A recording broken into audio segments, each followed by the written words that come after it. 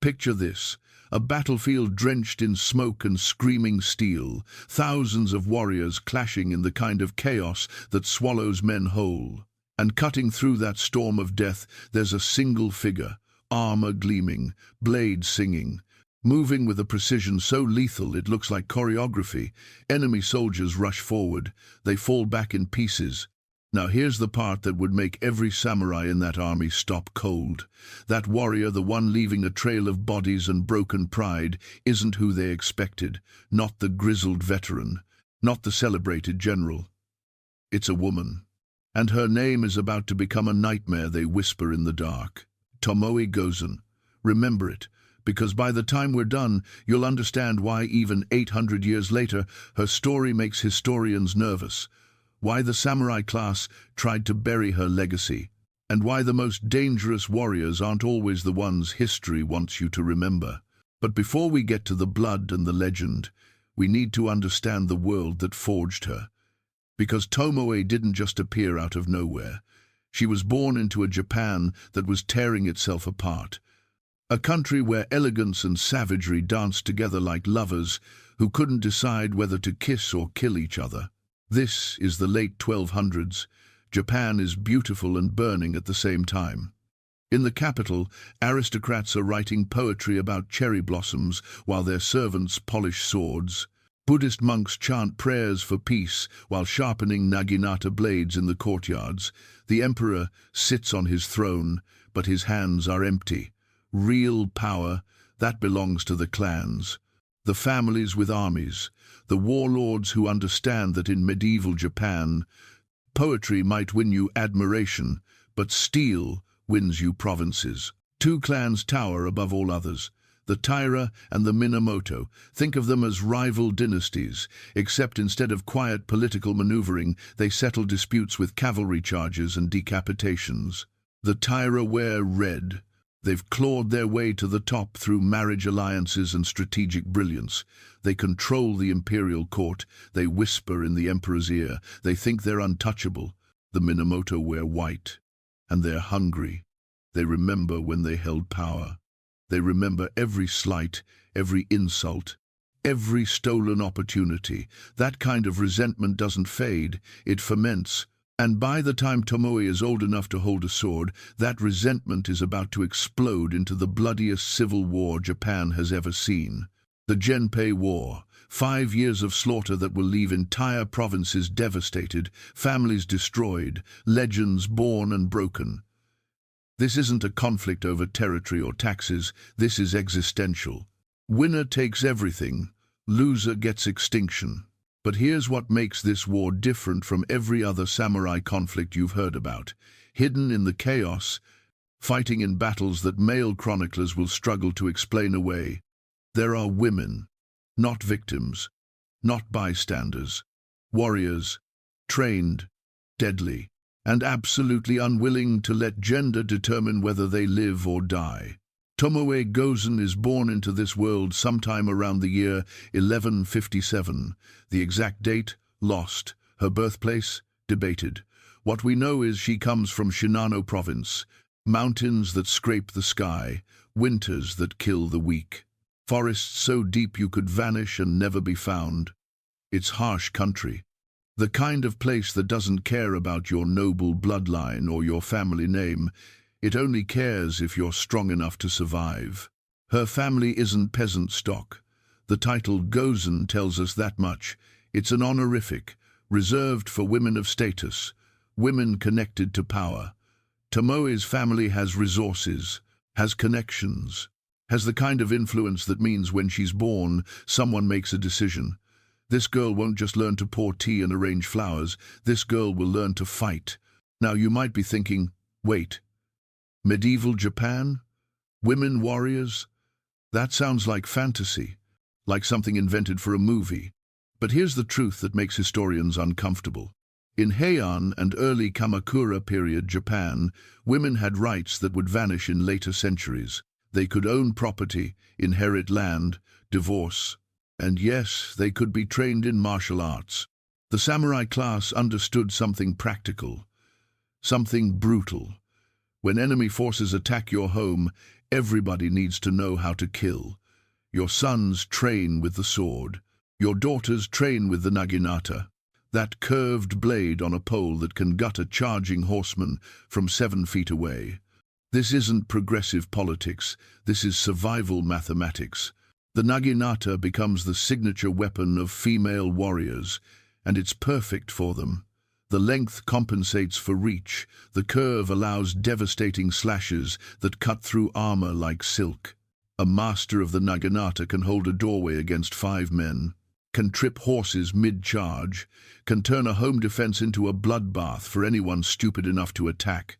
But Tomoe doesn't just learn the naginata. She learns everything: archery, swordsmanship, horseback combat, strategy, the skills that turn soldiers into legends. And the historical records, written by men who had every reason to downplay her abilities, can't hide what she becomes. The Heike Monogatari, the great epic chronicling the Genpei War, describes her in terms that should make your spine tingle: exceptionally strong with the bow, as a swordswoman worth 1,000 warriors, ready to face demon or god, mounted or on foot. Read that again. Worth 1,000 warriors. This isn't poetic exaggeration. This is medieval chroniclers admitting something that violates every assumption their culture holds. This woman is more dangerous than entire units of trained samurai. This woman is a weapon. But who trained her to this level? And why? The answer involves a man whose fate will become inseparable from hers. A man whose ambitions will lift her to glory and drag her toward tragedy. Minamoto no Yoshinaka, born 1154, 3 years older than Tomoe, give or take. His childhood reads like a tragedy waiting to explode. When he's still an infant, his father is murdered. Not by enemies, by his own clan. The Minamoto don't just fight outsiders, they devour themselves. Treachery is the family business. Baby Yoshinaka is smuggled away to Kiso Valley, deep in those same mountains where Tomoe will grow up.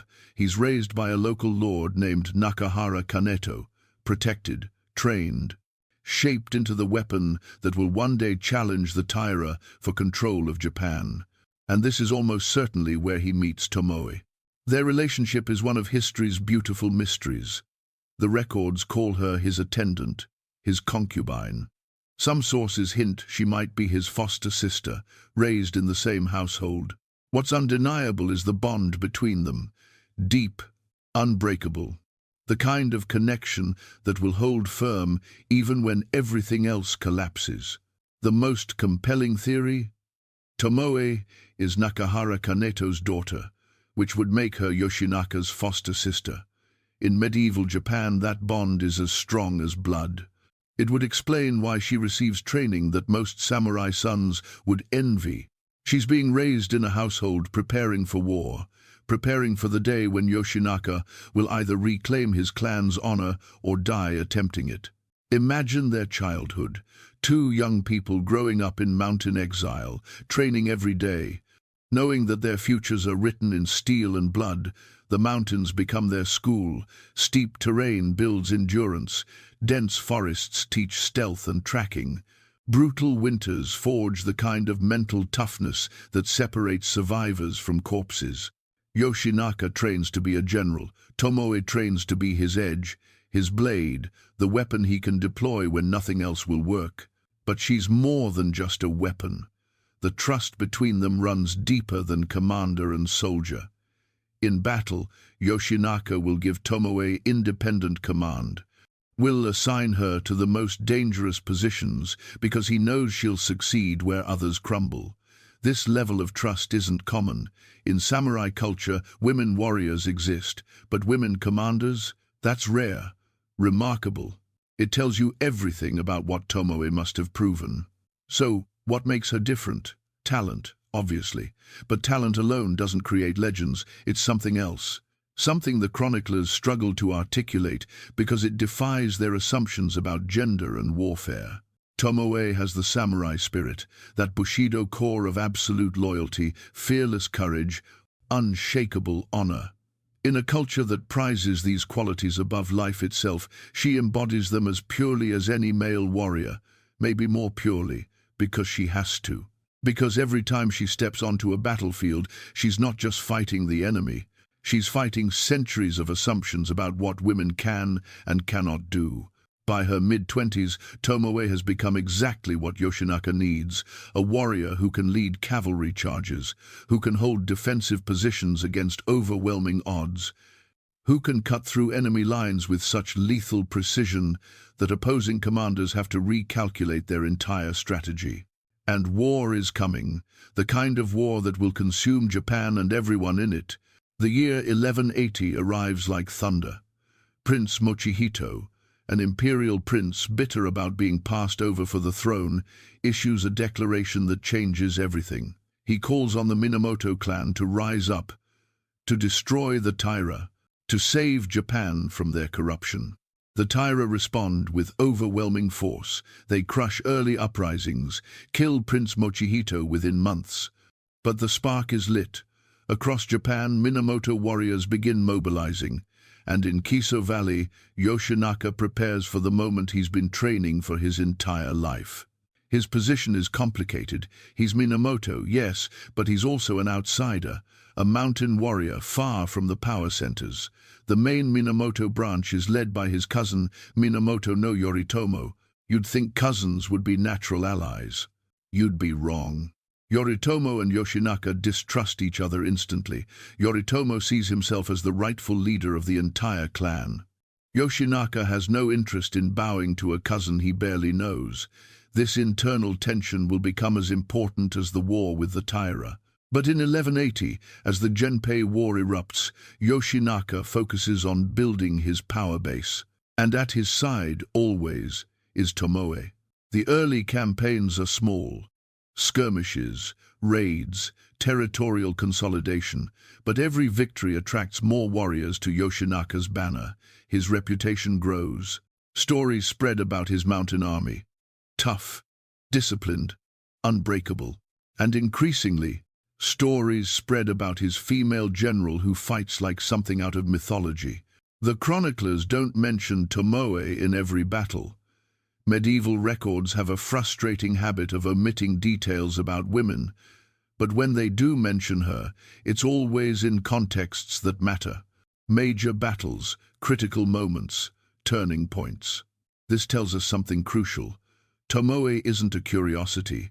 She's not kept around for symbolic value. She's a key military asset, deployed when victory absolutely cannot be left to chance. By 1181, Yoshinaka controls Shinano province. His reputation as a brilliant commander spreads across Japan, but he knows he needs more. He needs a victory so decisive it will echo through history, a victory that will make the Taira take him seriously as an existential threat. He's about to get his chance, and Tomoe is about to prove exactly why legends never die. 1183. The summer heat hangs over Japan like a wet blanket, and somewhere in the mountains between Kaga and Echu provinces, Yoshinaka is staring at a problem that should be his death sentence. The Taira have assembled an army. Massive, overwhelming. Sources claim 70,000 to 100,000 troops, though medieval numbers always lie. Cut those figures in half, and you're still looking at a force that dwarfs anything Yoshinaka can field. The Taira plan is brutally simple. March through the mountain passes, corner this upstart mountain lord, crush him through sheer weight of numbers. It should work. On paper, this isn't even a contest. But Yoshinaka didn't survive this long by following what should happen on paper. Kurikara Pass. Narrow, treacherous. The kind of terrain where an army's size becomes a liability instead of an advantage. The Taira forces enter the pass in early June, confident they're about to end Yoshinaka's rebellion before it can threaten their grip on power. They're packed in tight. Horse pressed against horse. Thousands of warriors crammed into a space where maneuverability becomes impossible. Yoshinaka positions his smaller force at the far end of the pass, makes it look like he's preparing for a desperate last stand. The Taira take the bait. They commit everything deep into the defile. They're so confident they can taste victory. They make camp as night falls, planning to finish this in the morning.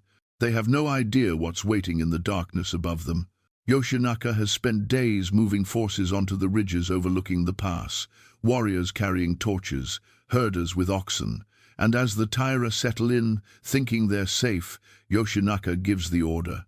His warriors light hundreds of torches, attach them to the horns of oxen, then stampede the terrified, burning animals down into the pass. Imagine you're a Taira soldier, you're settling in for the night, confident, relaxed.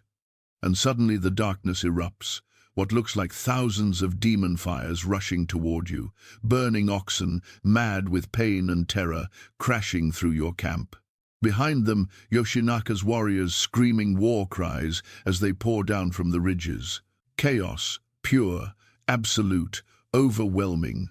The Taira forces shatter. In the narrow confines of the pass, there's nowhere to run, no way to form defensive positions. Warriors trample each other trying to escape, horses throw riders and bolt. In the confusion and darkness, Taira soldiers can't tell friend from enemy. They start killing each other. Yoshinaka's warriors fall on them like wolves on wounded prey. And leading cavalry charges into the heart of that maelstrom, cutting through enemy lines with surgical precision, is Tomoe Gozen. The Heike Monogatari doesn't give us a detailed play-by-play of Tomoe's actions at Kurikara. The chroniclers focused on Yoshinaka and his male generals. But we know from later accounts that Tomoe was present and active in every major campaign. A warrior of her caliber would have been absolutely crucial in the close-quarter savagery of Kurikara Pass. Think about what that combat looked like. Darkness, smoke, screaming men and animals, enemy soldiers disoriented, panicking, dying. This isn't a clean battlefield where you can see your opponent coming. This is nightmare warfare, where instinct and training are the only things keeping you alive, where hesitation for even a heartbeat means death. Tomoe excels in this environment. Her archery skills let her pick off targets in the chaos. Her horsemanship keeps her mobile when others are getting bogged down. Her swordsmanship turns close encounters into executions. She's not just surviving this hell, she's dominating it. By morning, Kurikara Pass is choked with bodies, thousands of Taira warriors dead, cut down by Yoshinaka's forces or killed trying to escape down steep mountain slopes. Yoshinaka has achieved the impossible. With a smaller force, using terrain and tactics, he's destroyed a vastly superior army. News of the victory spreads across Japan like wildfire. Yoshinaka is no longer a minor mountain lord, he's now a major player, a warrior whose tactical genius has been proven in blood. The Taira are panicking. This mountain upstart has just humiliated them in the most public way possible. Within weeks, Yoshinaka marches on Kyoto, the imperial capital, the center of Japanese politics and culture. The Taira, reeling from Kurikara, make a decision that will haunt them. They abandon Kyoto, flee westward, and they take the young Emperor Antoku with them. This move is significant. In Japanese politics, whoever controls the emperor controls legitimacy. By fleeing with Antoku, the Taira maintain their claim to be the rightful government, even in retreat. But it's also an admission of weakness. The Taira just abandoned the capital without a fight. In July 1183, Yoshinaka and his army enter Kyoto in triumph. The mountain warrior has conquered the imperial capital. His forces control the center of Japan. He's awarded high court rank, given official recognition. Yoshinaka stands at the absolute peak of his power, and Tomoe stands with him, a warrior whose skills have been tested in real warfare and emerged legendary. If you're watching this on Mementos Historians, you know we don't just tell you what happened, we tell you why it matters. And what happens next to Yoshinaka and Tomoe matters more than almost any other story from this era, because their triumph is about to become their destruction. Here's the problem with conquering a sophisticated capital city when you're a mountain warrior. Yoshinaka understands warfare. He knows tactics, strategy, how to inspire loyalty in hardened fighters. What he doesn't understand is court politics, aristocratic sensibilities, how to govern a restless city while fighting a war on multiple fronts. His mountain warriors are superb in battle, disciplined, tough, loyal unto death. But in Kyoto, they become a nightmare. These are men who've spent years in harsh conditions, fighting, surviving. Suddenly they're in Japan's richest city, surrounded by wealth beyond imagining, and discipline starts breaking down. Looting begins almost immediately. Yoshinaka tries to maintain control, but he doesn't have enough officers he can trust to manage tens of thousands of warriors spread across a major city. His troops appropriate rice supplies, occupy aristocratic estates, rough up anyone who objects. The aristocrats who initially welcomed Yoshinaka as a liberator now see him as just another warlord, maybe worse than the Taira. Food becomes critical. Kyoto isn't self-sufficient, it needs supplies flowing in from surrounding provinces. But the Taira, though pushed from the capital, still control western Japan. They disrupt supply lines, raid convoys, block shipments. Within months, Kyoto faces genuine shortages. Yoshinaka's popularity collapses. The court nobles, always fickle, begin plotting. Rumors spread that he's uncouth, violent, impossible to work with. A bandit pretending to be a general. Some rumors are unfair, some aren't. Yoshinaka makes critical mistakes. He demands titles and positions that other Minamoto leaders consider theirs by right. He alienates potential allies through arrogance. And catastrophically, he fails to realize his cousin Yoritomo, safely ensconced in Kamakura, is watching his every move with growing alarm. Yoritomo sees Yoshinaka's control of Kyoto as a threat he cannot tolerate. Remember, Yoritomo considers himself the rightful leader of the entire Minamoto clan. He's building the political infrastructure that will eventually become the Kamakura shogunate, the military government that will rule Japan for centuries. Yoshinaka's independent power base threatens everything. The two cousins are on a collision course, and one of them won't survive it. But before that collision, Yoshinaka has to deal with the Taira. They're wounded, yes, pushed back, but still a potent military force. In late 1183 and early 1184, Yoshinaka launches multiple campaigns trying to destroy the remaining Taira armies. These battles are brutal, indecisive. The Taira can't defeat Yoshinaka decisively, but Yoshinaka can't deliver a knockout blow either. It's a grinding stalemate that's bleeding his resources and patience. And this is where Tomoe's role becomes particularly significant. As Yoshinaka's position in Kyoto becomes precarious, Tomoe serves not just as a warrior, but as a trusted general. The sources indicate she's given independent command, leading detachments, commanding troops, making tactical decisions that can turn battles. This is extraordinary. Medieval Japan is not known for gender equality. Women can fight, yes, but women commanding troops in actual warfare? That's rare. The fact that Yoshinaka trusts Tomoe with independent command tells us everything. First, her abilities are genuinely exceptional. Second, she's earned the respect of the warriors under her command.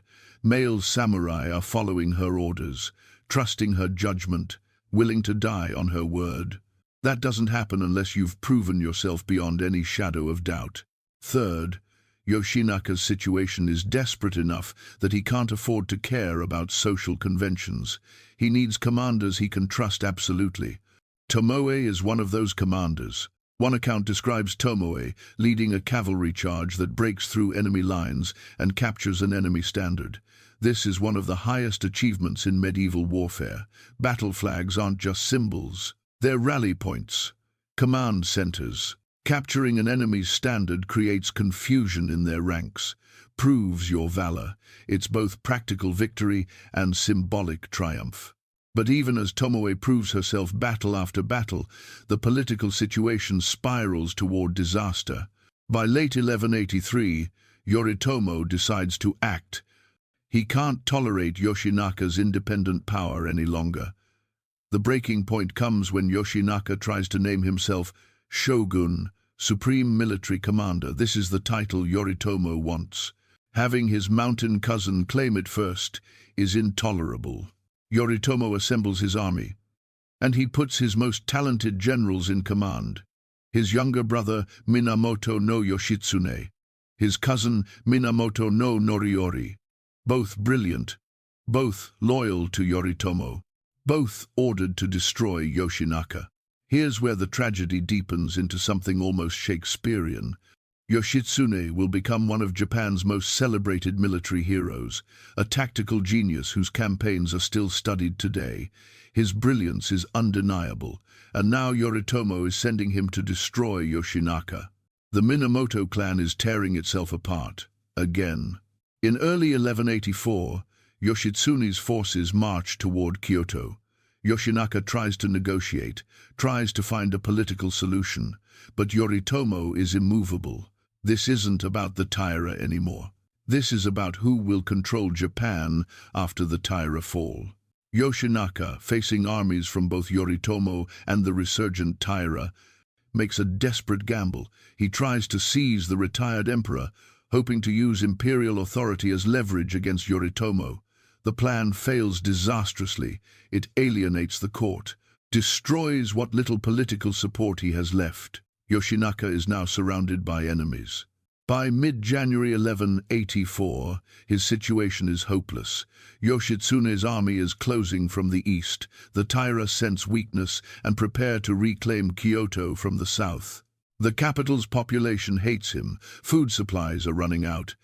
His own allies are starting to desert. And Tomoe Gozen, loyal to the end, prepares for the battle she knows they cannot win.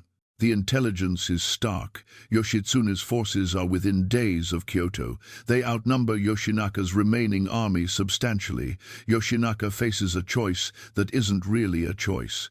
Stay in Kyoto and be besieged. Watch his army starve while surrounded by hostile civilians. Or abandon the capital, try to break through Yoshitsune's lines, retreat to his mountain stronghold where he might regroup. He chooses retreat. Not from cowardice, everything about Yoshinaka contradicts that, but because staying means certain death without even the possibility of victory. In retreat, there's a chance, however slim, of survival, of eventual resurgence. On January 20th, 1184, Yoshinaka and his remaining forces evacuate Kyoto. Sources differ on numbers, but most accounts suggest he has between 500 and 1,000 warriors left. A pitiful remainder of the army that marched triumphantly into the capital just 6 months earlier. Among those warriors is Tomoe Gozen. Yoshitsune doesn't give them time for a clean withdrawal. His forces harry the retreat, launching attacks designed to slow them down, inflict casualties. Every mile toward the mountains is bought in blood. Yoshinaka manages to keep his forces together through sheer force of personality and tactical brilliance. He fights running battles, uses rearguard actions to delay pursuit while the main body retreats. These aren't glorious engagements. These are desperate, brutal affairs where warriors die in small groups, buying time with their lives. Then comes the Battle of Uji, a strategically critical river crossing, a bridge controlling one of the main approaches to Kyoto. If Yoshinaka can hold Uji, he might slow Yoshitsune enough to reach the mountains. If he loses Uji, he's trapped. He loses. The battle is fierce but short. Yoshitsune's forces, fresh and well supplied, overwhelm Yoshinaka's exhausted rearguard. The defenders of Uji Bridge fight with suicidal courage, knowing they're buying time for their lord to escape. But courage isn't enough against superior numbers and fresher troops. Some accounts place Tomoe at Uji, others suggest she's with the main body. The historical record becomes frustratingly vague here. What's clear is that after Uji falls, Yoshinaka's position becomes terminal. He retreats toward Awazu, near the shore of Lake Biwa in Omi province. This will be his final stand. And this is where Tomoe Gozen will secure her place in legend forever.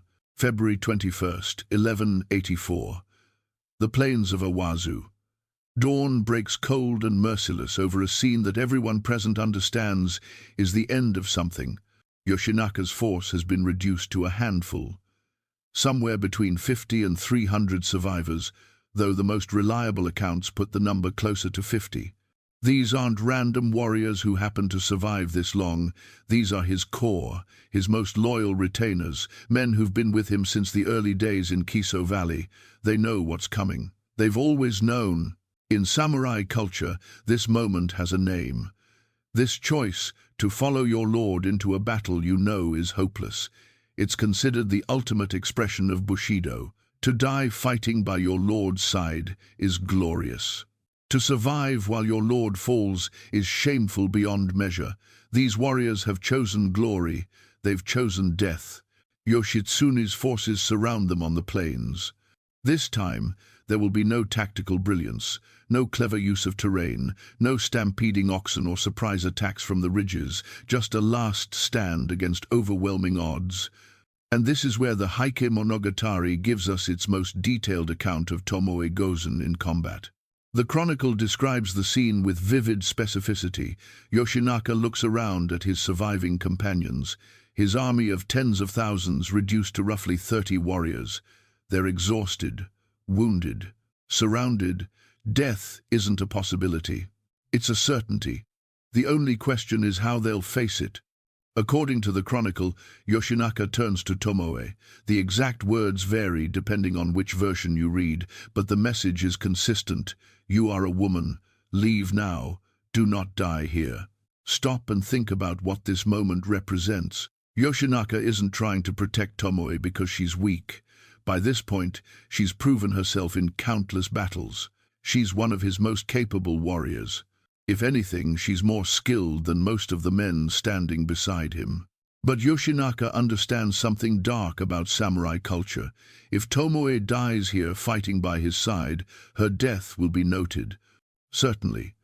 But it will also be complicated by her gender. The glory of a warrior's death is more straightforward for men, more celebrated, more pure in the eyes of those who will tell the story. Some interpretations suggest Yoshinaka wants Tomoe to survive so she can tell the story. Bear witness. Ensure that what happened here doesn't get completely erased or rewritten. Others argue he genuinely wants to spare her the horrific death awaiting them all. The text doesn't make his motivations entirely clear. What it does make clear is Tomoe's response. She refuses. Her reply, as recorded in the chronicle, essentially translates to this: "If you want me to perform one last service, find me an opponent worthy of my final battle." And then she rides into the enemy formation. What happens next is described with detail that suggests the chroniclers were working from eyewitness accounts, people who watched this unfold and couldn't believe what they were seeing. Tomoe spots a warrior named Onda Hachiro Moroshige, a renowned Musashi warrior, known for his strength, his skill, his reputation. He's leading 30 riders, a substantial force that would normally overwhelm any single opponent. Tomoe doesn't care.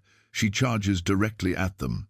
The Heike Monogatari describes the encounter with almost cinematic precision.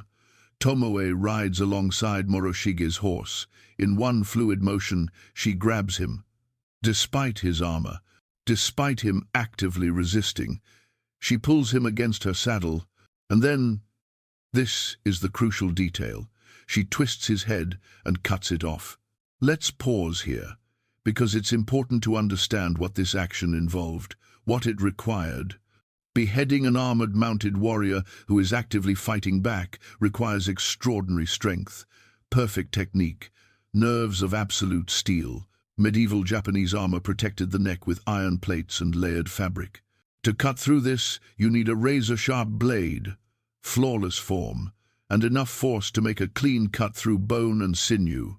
The fact that Tomoe accomplishes this while both she and her opponent are mounted means she had to control her horse with her knees, maintain perfect balance in the saddle, overpower a struggling armored warrior probably heavier than her, and execute a cut so precise it severs the head completely, in the chaos of battle, with 30 other enemy warriors surrounding her.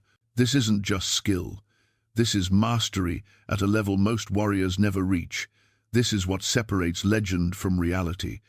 And Tomoe just proved which one she is.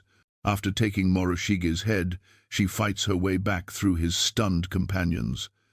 They've just watched a single warrior kill their leader in a manner that should have been impossible. The shock creates an opening. Tomoe breaks free, rides clear of the enemy formation, and then, according to the most widely accepted version of events, she disappears from the battlefield. But here's where history fractures into competing narratives. What happened to Tomoe after Awazu? Did she escape? Did she die? Did she ride off to continue fighting elsewhere? The sources contradict each other, and scholars have debated these contradictions for 8 centuries. We'll explore those competing theories in detail. But for now, understand that Tomoe's disappearance from Awazu marks the end of her documented military career. Her last confirmed action is beheading Moroshige and vanishing into legend, but Yoshinaka's story has a few more bloody minutes to run. After Tomoe's departure, Yoshinaka continues fighting with his handful of remaining warriors. The Heike Monogatari paints his final moments with tragic poetry. He and his companions fight desperately, trying to break through the encircling forces. One by one, his warriors fall. Each death reduces their chances, but none of them attempt to surrender or flee. The end comes not from enemy swords, but from terrain. As Yoshinaka tries to ride toward a final defensive position, his horse becomes trapped in a frozen rice paddy. The field looks solid, covered in winter frost, but beneath the surface, it's deep mud. His horse struggles, sinking deeper with each movement. Yoshinaka, trapped on a stationary horse, becomes a target. An enemy archer named Tamehisa no Chikata, a Taira warrior who will be celebrated for this single shot, draws his bow. The arrow flies true, strikes Yoshinaka in the face beneath his helmet. The wound is fatal. Yoshinaka slumps in his saddle.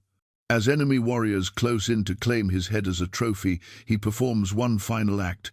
Following samurai custom, he turns his blade inward, takes his own life, denying his enemies the satisfaction of killing him. His head is taken as proof of death, standard practice in medieval warfare. He was 30 years old, Minamoto no Yoshinaka, the brilliant tactician who destroyed a Taira army at Kurikara Pass, who conquered Kyoto, who dreamed of reshaping Japan, dies alone in a frozen rice paddy, killed not by the Taira he spent his life fighting, but by his own cousin's forces, by family. The tragedy extends beyond his personal death. Yoshinaka was, in many ways, a victim of Minamoto internal politics. If he and Yoritomo had cooperated instead of competing, if they had unified their forces against the Taira, Japanese history might have unfolded very differently. But the Minamoto were cursed by ambition, by paranoia, by an inability to trust even their own blood. They won the Genpei War, yes, but they did it by destroying their own family members along the way. Yoritomo would go on to establish the Kamakura shogunate, becoming the first shogun to rule Japan with unquestioned military authority. But even his story ends in darkness. He would eventually have his own brother, Yoshitsune, the brilliant general who destroyed Yoshinaka, hunted down and killed when Yoshitsune became too popular, too threatening. The Minamoto celebrated loyalty and honor in theory, but practiced betrayal and murder in reality. It's one of history's bitter ironies. The clan that won the war destroyed itself from within through the same paranoia and ambition that drove them to victory. But we're getting ahead of ourselves, because the burning question remains: what happened to Tomoe Gozen after she left the battlefield at Awazu?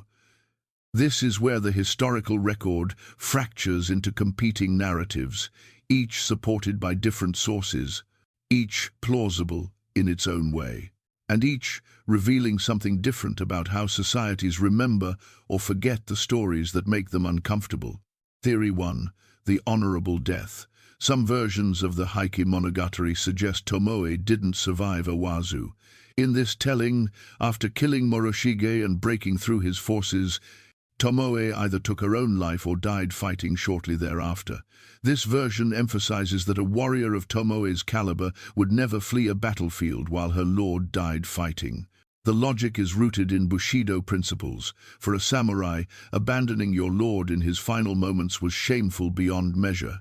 Yes, Yoshinaka ordered her to leave. That might mitigate the shame, but it wouldn't eliminate it. Some historians argue Tomoe's sense of honor would have compelled her to die at Awazu alongside Yoshinaka. This version has poetic appeal. It's clean, tragic, fits the samurai ideal of a glorious death, a warrior who lived by the sword, dying by the sword. But there are problems. If Tomoe died at Awazu, why don't we have specifics? The chroniclers who described Yoshinaka's death in vivid detail remain frustratingly vague about Tomoe's end. This suggests they didn't actually know what happened to her, which implies she didn't die where they could observe it. Theory 2.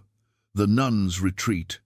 A second, more widely accepted account appears in later versions of the Heike Monogatari and supplementary historical texts. This version claims Tomoe survived Awazu and eventually became a Buddhist nun. According to these sources, after escaping the battlefield, Tomoe was devastated by Yoshinaka's death and her own survival. She had failed to die with her lord, something that would haunt a samurai for life. Unable to continue as a warrior, unable to serve the cause she dedicated her life to, she sought peace in Buddhist monasticism. The monastic life was a common refuge for samurai who couldn't bear the weight of survival. Buddhism offered a framework for processing trauma, guilt, loss. Becoming a nun wasn't seen as cowardice, it was seen as a different kind of courage, turning away from violence, seeking enlightenment. Some accounts place Tomoe in a convent in Ekizen province, others place her elsewhere. The details vary, but the core narrative remains consistent. Tomoe lived out her days in prayer and contemplation, seeking redemption for outliving her lord. This version has advantages. It explains why Tomoe vanished from the historical record. Buddhist nuns, especially those from samurai backgrounds, often took new names, deliberately severed ties with their former lives. If Tomoe became a nun, she would have intentionally made herself untraceable, hidden herself away from history.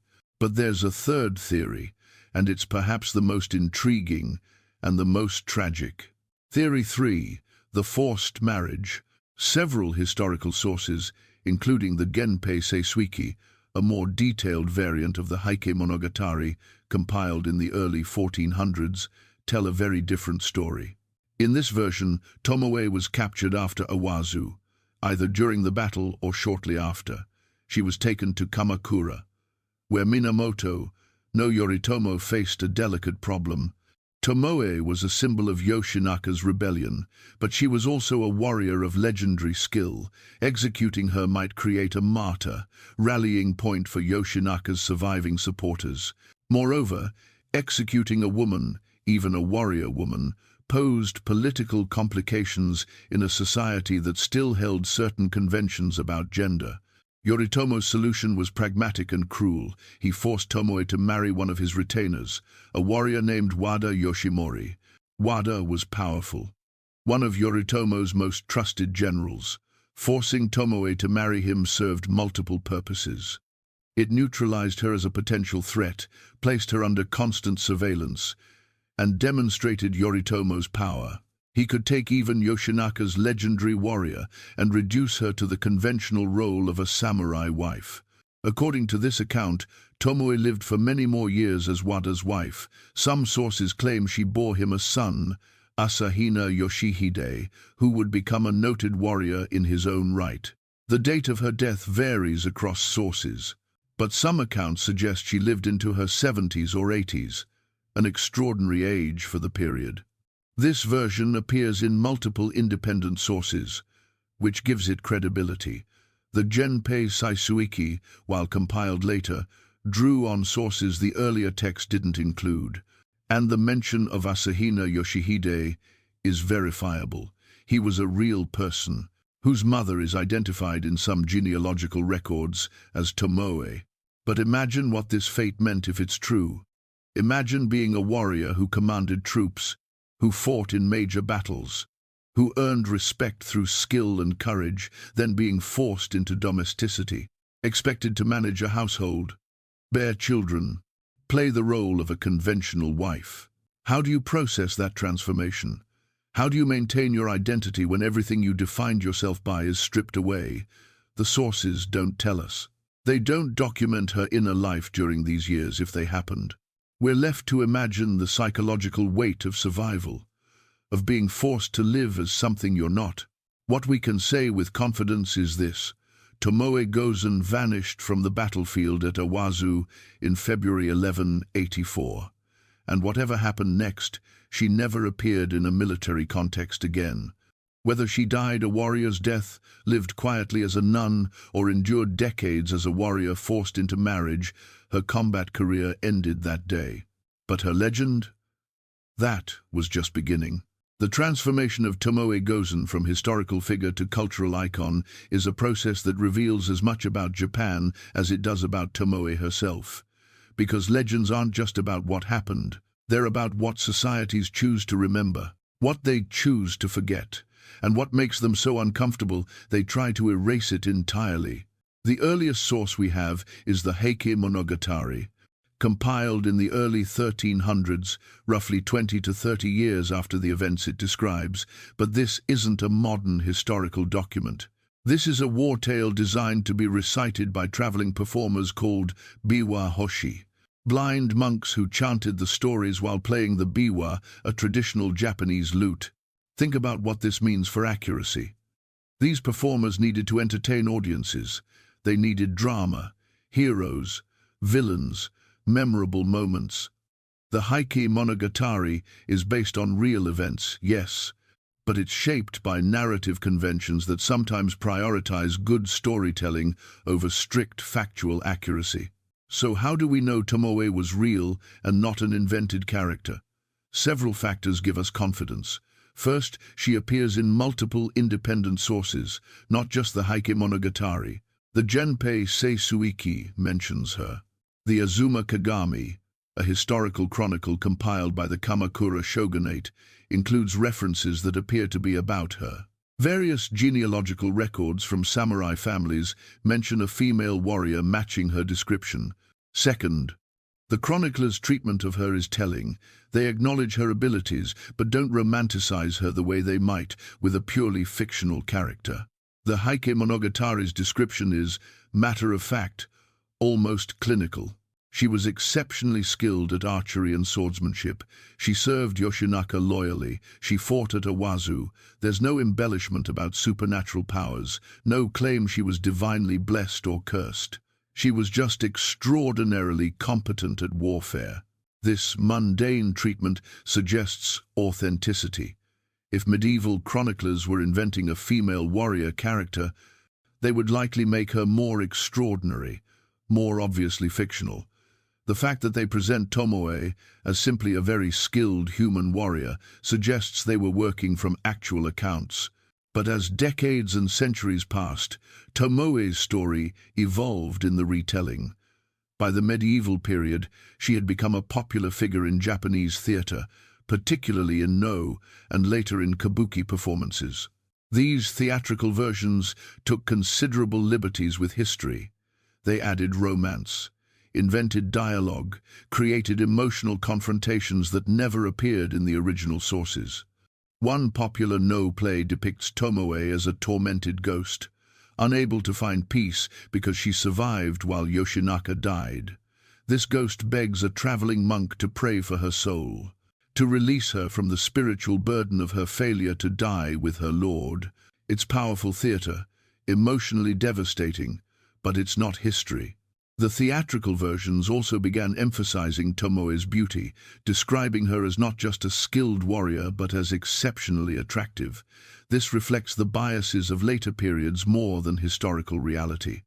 The original sources that mention Tomoe's appearance do so in passing. They focus primarily on her martial abilities. But as her legend grew, storytellers felt the need to make her conform to conventional feminine ideals. She could be a warrior, but she also needed to be beautiful. This pattern continued through the centuries. During the Edo period, from 1603 to 1868, Tomoe became a popular subject for woodblock prints. Artists depicted her in dramatic battle scenes, usually showing her beheading Moroshige at Awazu. These prints emphasized her courage and skill, but also carefully maintained her femininity, elaborate armor, flowing hair, elegant posture even in combat. The Meiji Restoration of 1868 brought massive social changes to Japan, including increased attention to women's roles in society. Tomoe was rediscovered as a symbol, though different groups interpreted her story in different ways. Some early feminists pointed to her as proof that women could excel in any field, including those traditionally reserved for men. They saw her as evidence that Japan's increasingly rigid gender roles were modern inventions, not ancient traditions. Conservative voices used her differently. They emphasized her devotion to Yoshinaka rather than her independent accomplishments, made her an example of women loyally serving male authority figures. This tension continues today. Modern Japan celebrates Tomoe Gozen as a historical figure, but how she's celebrated depends on who's doing the celebrating. Some see her as a feminist icon, breaking gender barriers in a deeply patriarchal society. Others view her as exemplifying traditional feminine virtues, loyalty, self-sacrifice, devotion. Both interpretations have some validity, and both miss some of the complexity. Because the truth is, we don't really know who Tomoe was as a person. We know what she did. We know her skills were exceptional. We know she served Yoshinaka with unwavering loyalty. But her inner life, her motivations, her thoughts and feelings, those are lost to history. What we don't have are letters from Tomoe. No diary entries, no first-hand accounts of her thoughts. Everything we know about her motivations is inferred from her actions as described by others. This uncertainty frustrates modern audiences who want clear answers. We're accustomed to comprehensive documentation. The idea that someone as remarkable as Tomoe could leave such a limited historical footprint seems wrong. But we need to remember the context. Medieval Japan didn't prioritize documenting women's lives, even exceptional women. The fact that Tomoe appears in the historical record at all is extraordinary. Most female warriors from this period left no trace whatsoever. We know they existed. Archaeological evidence tells us that. DNA testing of remains from medieval battlefields has found that a surprising percentage, estimates range from 20 to 35% in some excavations, belong to women. These weren't civilians caught in crossfire, they were found with weapons, wearing armor, bearing wounds consistent with direct combat. This doesn't mean medieval Japan had gender equality. Far from it. But it does mean women's participation in warfare was more common than later periods wanted to acknowledge. Why did this history get obscured? The answer lies in changes during the Edo period. Under Tokugawa rule, Japan experienced prolonged peace. The samurai class, no longer fighting constant wars, transformed into a bureaucratic elite, and this peacetime samurai culture developed increasingly rigid gender roles. The Tokugawa government promoted Neo-Confucian philosophy, which emphasized strict hierarchies, women's subordination to male authority. Women's education focused on domestic skills, child-rearing. The idea of women as warriors became embarrassing, inconsistent with the image of refined, controlled society that Tokugawa wanted to project. So the stories were downplayed. Female warriors of earlier eras were either forgotten or reimagined as exceptions proving the rule. By the late Edo period, many Japanese scholars had convinced themselves that onobugeisha were mostly fictional, poetic exaggerations inserted into war tales for dramatic effect. Tomoe's legend survived because she was attached to a major historical figure, Yoshinaka, and because she participated in battles significant enough to be documented. If she had been an equally skilled warrior fighting in smaller conflicts or serving a less notable lord, we might never have heard of her. This raises an uncomfortable question. How many other warriors like Tomoe existed, fought with equal skill and courage, and simply weren't recorded because documenting women's military achievements wasn't considered important? We'll never know. And that's one of history's quiet tragedies. But let's consider what Tomoe's documented existence tells us. She wasn't an anomaly. She was exceptional, yes. But she existed within a broader tradition of female warriors in Japanese history. The Onabugeisha have a long, complex history that's only recently receiving serious scholarly attention. For much of modern history, they were dismissed as myths, legends, rare exceptions. Recent research, combining textual analysis with archaeological evidence, has revealed a different picture. Female warriors weren't just defending homes while men fought elsewhere. That happened, certainly. But women also participated in offensive campaigns, sieges, major battles. They served as generals, strategists, specialist troops. Some clans specifically trained female family members in archery and naginata combat as a matter of course. The naginata became associated with female warriors for practical reasons. Its length compensated for shorter reach. Its versatility made it excellent for defending fixed positions. And crucially, it was devastatingly effective against cavalry, making skilled naginata users valuable tactical assets. During the Sengoku period, the age of warring states from 1467 to 1615, several female warriors gained fame. Hojo Masako effectively ruled Japan as the widow of the first Kamakura shogun. Nakano Takeko led a combat unit of female warriors during the Boshin War in 1868, personally killing multiple enemy soldiers before dying in battle. These women weren't following Tomoe's example. Most had probably never heard of her. They were following the same logical principle. When survival demands it, train everyone who can fight. Tomoe's significance isn't that she was unique, it's that she was documented. Her story survived the centuries when thousands of similar stories were lost.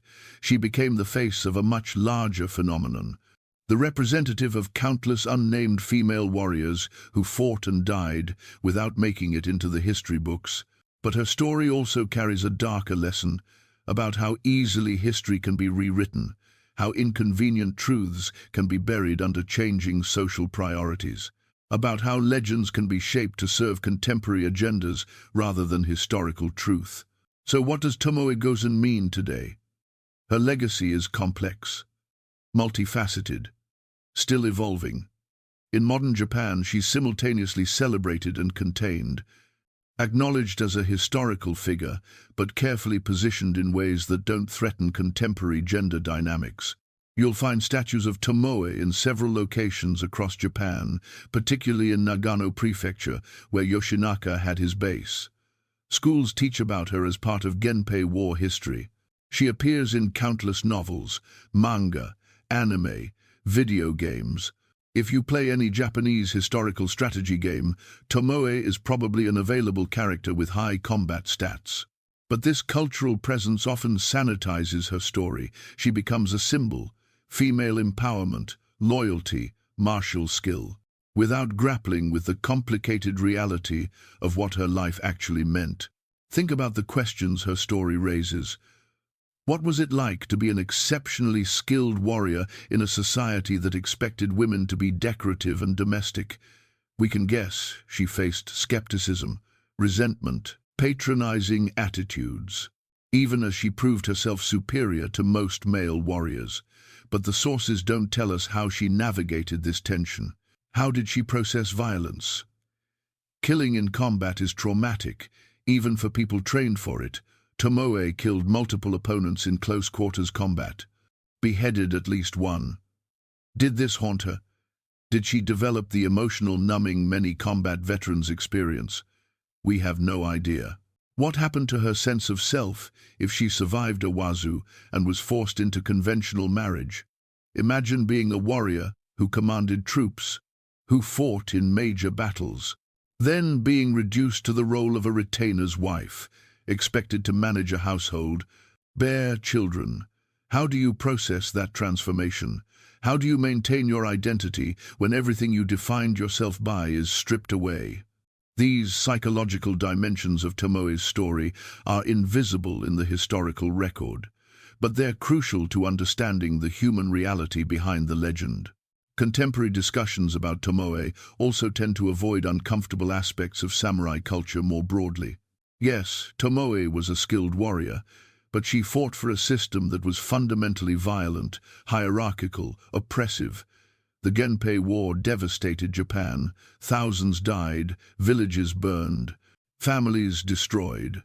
Tomoe participated in this destruction.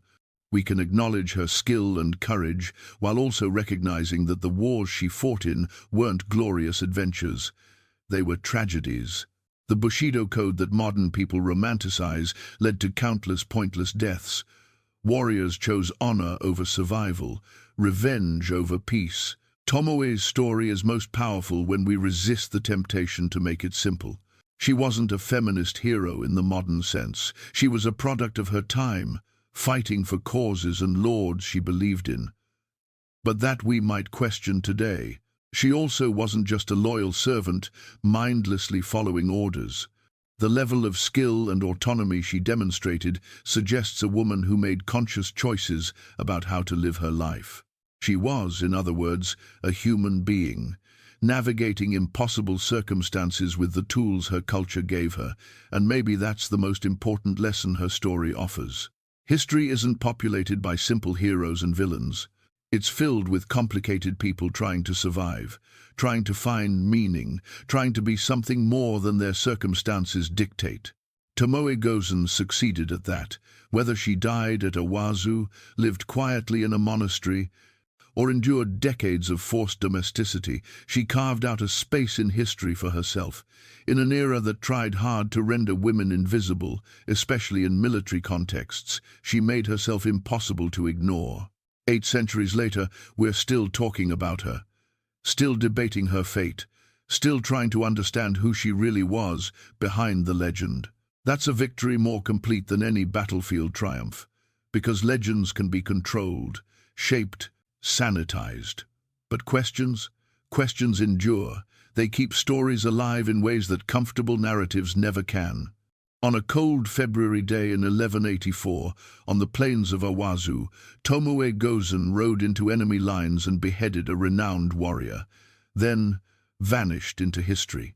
Everything that came before that moment led to it: the training, the battles, the loyalty to Yoshinaka. Everything that came after flows from it: the legends, the debates, the cultural impact. But here's the twist that makes her story even more remarkable. We almost lost it entirely.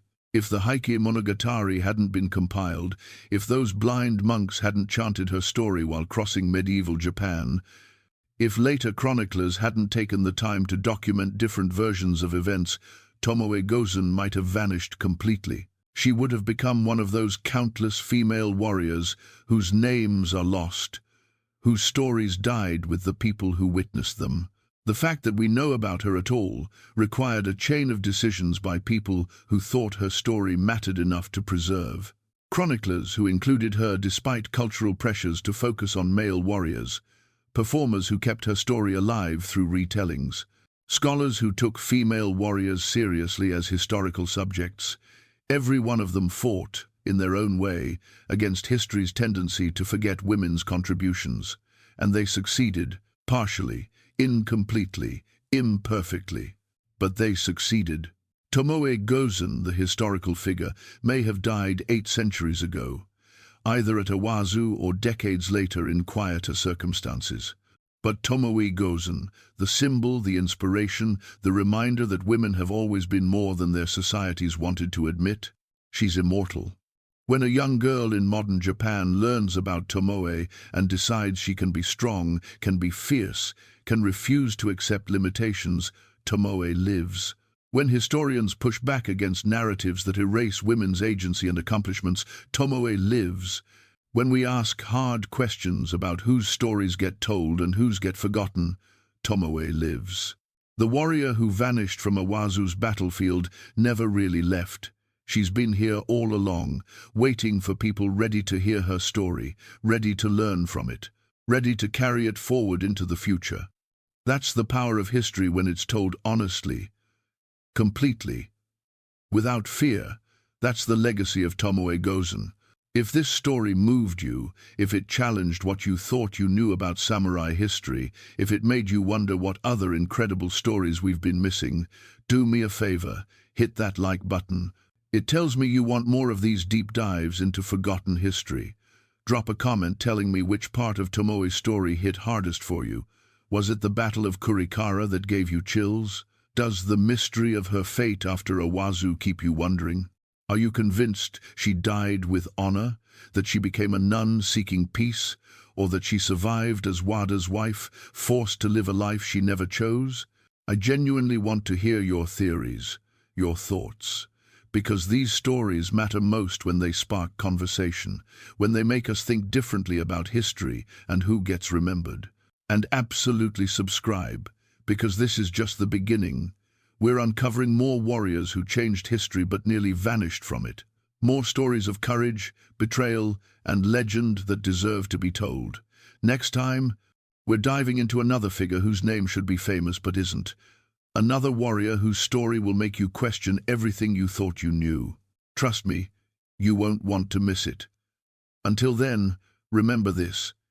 History isn't just what the powerful chose to record, it's also what the persistent chose to uncover. Keep questioning, keep digging, keep demanding that all the stories get told. The forgotten heroes are waiting, and their stories, they're worth fighting for.